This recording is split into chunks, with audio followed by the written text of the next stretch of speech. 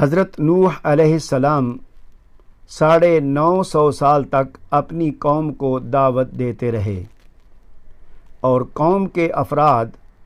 بار بار عذاب کا مطالبہ کرتے رہے۔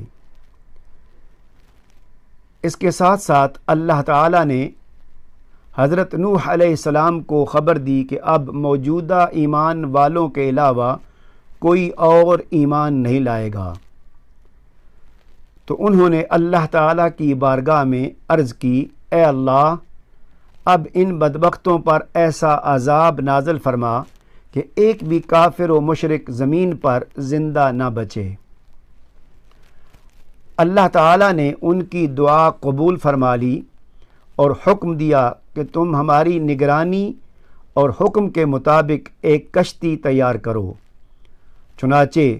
ایک کشتی تیار کی گئی